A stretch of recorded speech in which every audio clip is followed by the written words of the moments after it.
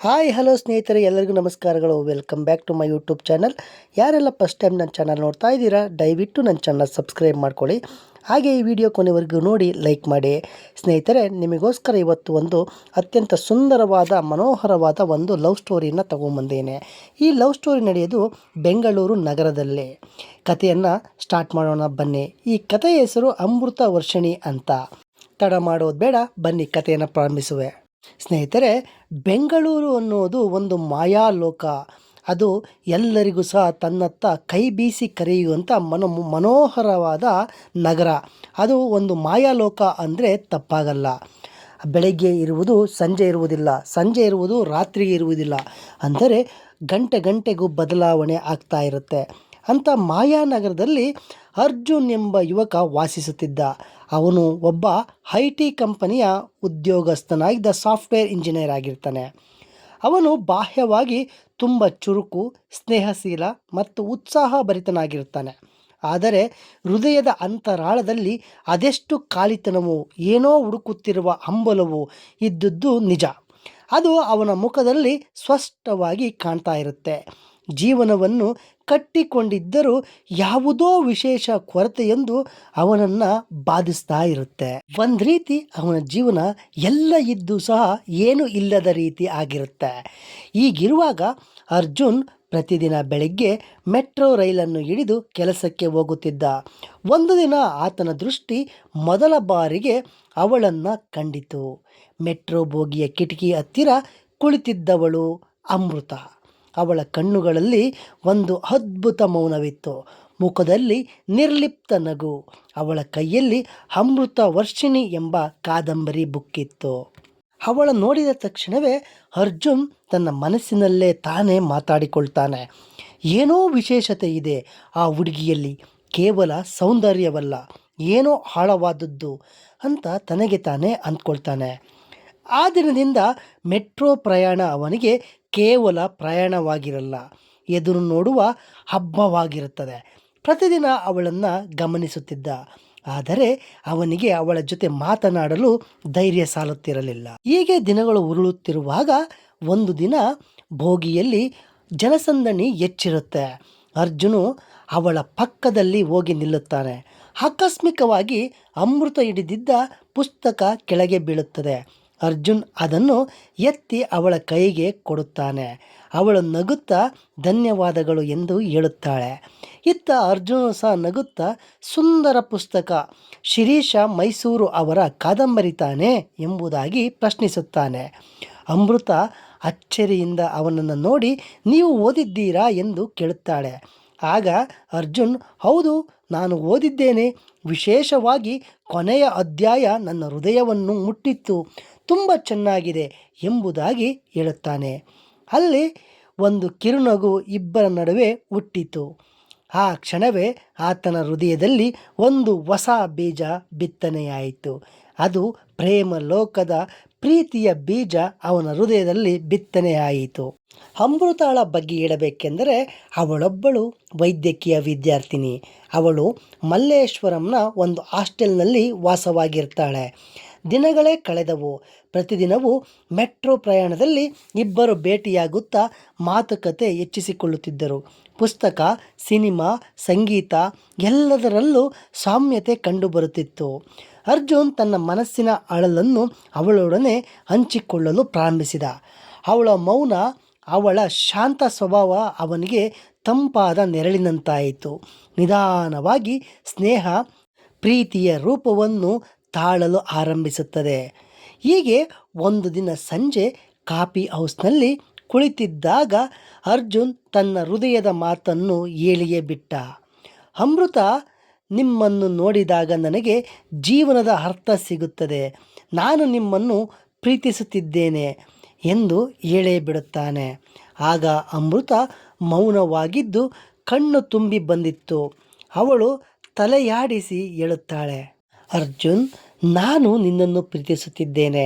ಆದರೆ ನನ್ನ ಜೀವನದಲ್ಲಿ ಒಂದು ಕಹಿ ಸತ್ಯವಿದೆ, ಅದನ್ನು ನೀನು ಮೊದಲು ತಿಳಿಯಲೇಬೇಕು ಎಂಬುದಾಗಿ ಹೇಳುತ್ತಾಳೆ. ಆಗ ಅರ್ಜುನ್ ಅಚ್ಚರಿಯಿಂದ ನೋಡಿದ. ಏನು ಅಮೃತ, ನನಗೆ ಹೇಳು ಎಂಬುದಾಗಿ ಕೇಳುತ್ತಾನೆ. ಅವಳ ಕಣ್ಣು ಒದ್ದೆಯಾಗಿ ಧಾರಾಕಾರವಾಗಿ ನೀರು ಸುರಿಸಲು ಪ್ರಾರಂಭಿಸುತ್ತವೆ. ಆ ಕಣ್ಣೀರಿನ ಧಾರೆಯ ನಡುವೆ ಅವಳು, ನನಗೆ ನನ್ನ ಹೃದಯದಲ್ಲಿ ಗಂಭೀರ ಸಮಸ್ಯೆ ಇದೆ. ವೈದ್ಯರು ಹೇಳಿದ್ದು ನನಗೆ ಹೆಚ್ಚು ಕಾಲ ಉಳಿಯುವ ಸಾಧ್ಯತೆ ತೀರಾ ಕಡಿಮೆ ಎಂಬುದಾಗಿ ಹೇಳಿದ್ದಾರೆ. ಶಸ್ತ್ರಚಿಕಿತ್ಸೆ ಸಹ ಅಪಾಯಕರ ಎಂಬುದಾಗಿ ತಿಳಿಸಿದ್ದಾರೆ ಎಂಬುದಾಗಿ ಹೇಳುತ್ತಾಳೆ ಅಮೃತ.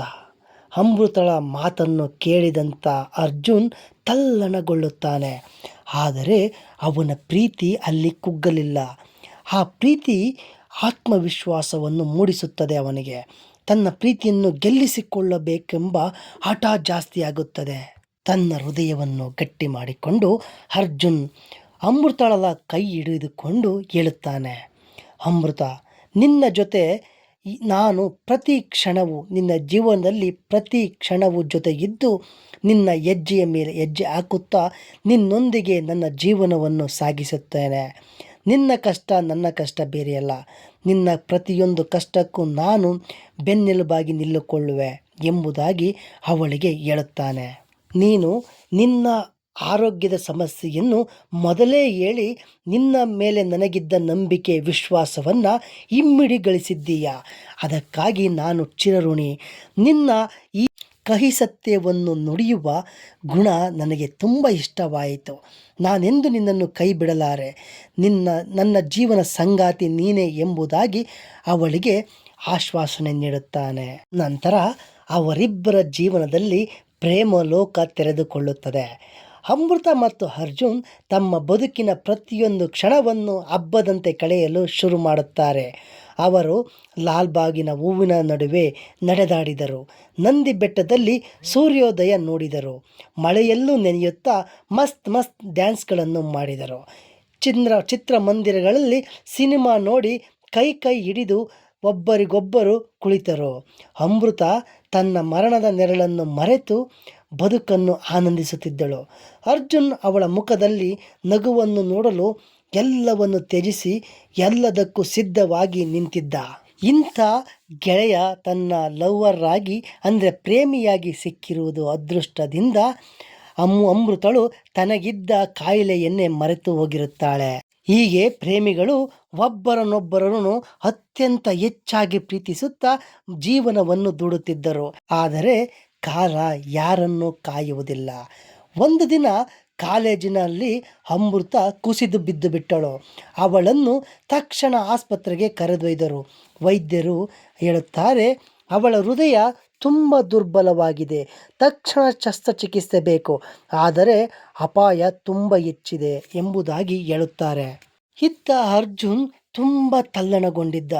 ಅವನು ವೈದ್ಯರಿಗೆ, ದಯವಿಟ್ಟು ನನ್ನ ಪ್ರೀತಿಯನ್ನು ಉಳಿಸಿಕೊಡಿ, ಏನಾದರೂ ಮಾಡಿ ನನ್ನ ಪ್ರೀತಿ ನೀವು ಉಳಿಸಲೇಬೇಕು, ನಿಮ್ಮ ಪ್ರಯತ್ನ ನೀವು ಮುಂದುವರಿಸಿ ಎಂಬುದಾಗಿ ಅಂಗಲಾಚಿ ಕೇಳಿಕೊಳ್ಳುತ್ತಾನೆ. ಅಷ್ಟೇ ಅಲ್ಲದೆ ಶಸ್ತ್ರಚಿಕಿತ್ಸೆಯ ದಿನ ಬಂದೇ ಬಿಡುತ್ತದೆ. ಅರ್ಜುನ್ ದೇವರ ಮುಂದೆ ಕುರಿತು ಪ್ರಾರ್ಥಿಸುತ್ತಾ ಕುಳಿತಿರುತ್ತಾನೆ. ತನ್ನ ಕಣ್ಣಲ್ಲಿ ಬೇಡ ಎಂದರೂ ನೀರು ಧಾರಾಕಾರವಾಗಿ ಸುರಿಯುತ್ತಿರುತ್ತದೆ. ಅವನು ತನ್ನ ಮನಸ್ಸಿನಲ್ಲಿರುವ ವೇದನೆಯನ್ನು ಮುಚ್ಚಿಟ್ಟರೂ ಆದರೆ ಕಣ್ಣುಗಳಿಂದ ನೀರು ಆ ವೇದನೆಯನ್ನು ಹೊರ ಹಾಕುತ್ತಿರುತ್ತದೆ. ಅವನು ತನ್ನ ವೇದನೆಯನ್ನು ಮುಚ್ಚಿಡಲಾಗದೆ ಒದ್ದಾಡುತ್ತಾ ಇರುತ್ತಾನೆ. ದೇವರನ್ನು ಪ್ರಾರ್ಥಿಸುತ್ತಾ, ಓ ದೇವರೇ, ಅವಳನ್ನು ನನ್ನಿಂದ ಕಸಿದುಕೊಳ್ಳಬೇಡ. ಅವಳ ನಗು ನನ್ನ ಬದುಕಿನ ಬೆಳಕು, ದಯಮಾಡಿ ಅವಳನ್ನು ಉಳಿಸಿಕೊಡು ಎಂಬುದಾಗಿ ಅಂಗಲಾಚಿ ದೇವರನ್ನು ಬೇಡಿಕೊಳ್ತಾ ಕೂತಿರುತ್ತಾನೆ. ಇತ್ತ ಗಂಟೆಗಳ ಕಾಲ ಆಪರೇಷನ್ ಥಿಯೇಟರ್ನಲ್ಲಿ ಆಪರೇಷನ್ ನಡೀತಾ ಇರುತ್ತೆ. ಹೊರಗೆ ಕುಳಿತಿದ್ದ ಅರ್ಜುನ್ ತನ್ನ ಹೃದಯದ ತಾಳವನ್ನು ಕಳೆದುಕೊಂಡವನಂತೆ ಅನಿಸುತ್ತಿತ್ತು. ಅವನು ತನ್ನ ನಾಡಿ ಮಿಡಿತವೇ ಮರೆತು ಹೋಗಿದ್ದ. ತನ್ನ ಮಿಡಿತನೇ ಅಮೃತಳಾಗಿದ್ದಾಳು, ಅವಳಿಲ್ಲದೆ ನಾನು ಹೇಗೆ ಎಂಬ ವಿಷಯ ಅವನನ್ನು ಕಾಡತೊಡಗಿತ್ತು. ಅಷ್ಟರಲ್ಲಿ ಆಪರೇಷನ್ ಥಿಯೇಟರ್ನಿಂದ ಡಾಕ್ಟರು ಹೊರಬರುತ್ತಾರೆ. ಮುಖದಲ್ಲಿ ದುಃಖದ ನೆರಳಿರುತ್ತದೆ. ದಯಮಾಡಿ ನನ್ನ ಕ್ಷಮಿಸು ಅರ್ಜುನ್ ಎಂಬುದಾಗಿ ಹೇಳುತ್ತಾರೆ. ನನ್ನ ಶಕ್ತಿ ಮೀರಿ ಪ್ರಯತ್ನಪಟ್ಟೆ ಅರ್ಜುನ್, ಆದರೆ ದೇವರು ಅವಳನ್ನು ಉಳಿಸಿಕೊಡಲಿಲ್ಲ ಎಂಬುದಾಗಿ ಹೇಳುತ್ತಾರೆ. ನನ್ನ ಕೈಯಿಂದ ಅವಳನ್ನು ಉಳಿಸಲಾಗಲಿಲ್ಲ ಅರ್ಜುನ್, ದೇವರು ಕೂಡ ದಯೆ ತೋರಲಿಲ್ಲ ಎಂಬುದಾಗಿ ಅವರು ಸಹ ಕಣ್ಣಲ್ಲಿ ನೀರು ತುಂಬಿಕೊಳ್ಳುತ್ತಾರೆ. ಅರ್ಜುನ್ ಅಲ್ಲಿಗೆ ಕತ್ತಲೆಯ ಬಾವಿಯೊಳಗೆ ತೂಡಿಬಿಟ್ಟಿದ್ದ. ಅವನ ಕಣ್ಣುಗಳಿಂದ ಹರಿಯುತ್ತಿದ್ದ ನೀರು ಕ್ಷಣದಲ್ಲೇ 1000 ನದಿಗಳಂತೆ ಹರಿಯಲಾರಂಭಿಸುತ್ತವೆ. ಅವನು ಬೇಡ ಬೇಡ ಎಂದರೂ ನೀರು ತಾನಾಗೆ ಹರಿಯುತ್ತಿದ್ದವು. ತನ್ನ ಹೃದಯವನ್ನು ಕಲ್ಲು ಮಾಡಿಕೊಳ್ಳುತ್ತಾನೆ ಅರ್ಜುನ್. ಕಲ್ಲು ಮಾಡಿಕೊಂಡು ಒಳಗಡೆ ಆಪರೇಷನ್ ಥಿಯೇಟರ್ ಒಳಗೆ ಹೋಗುತ್ತಾನೆ. ಅಮೃತ ದೇಹದ ಹತ್ತಿರ ಕುಳಿತ ಅರ್ಜುನ್ ಅವಳ ಕೈ ಹಿಡಿದು ಹತ್ತಿರ ಕುಳಿತು ಹೇಳುತ್ತಾನೆ, ಅಮೃತ, ನೀನು ಹೋಗಿದ್ದಾದರೂ ನನ್ನ ಹೃದಯದಲ್ಲಿ ಸದಾ ಕಾಲ ಜೀವಿಸುತ್ತೀಯ.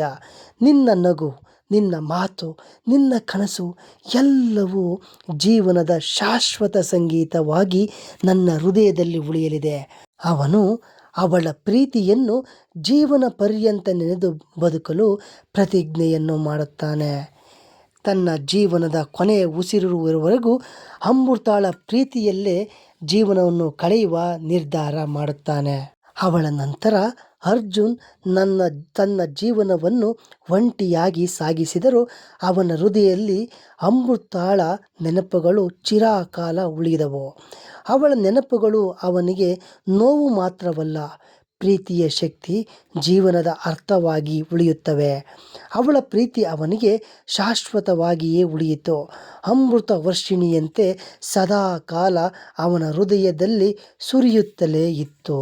ಹೀಗೆ ಅರ್ಜುನ್ ಮತ್ತು ಅಮೃತ ಎಂಬ ಅಮೃತ ವರ್ಷಿಣಿಯಿಂದ ಒಂದು ಸುಂದರವಾದ ಪ್ರೇಮ ಕಾವ್ಯ ಮುಕ್ತಾಯಗೊಂಡಿತ್ತು.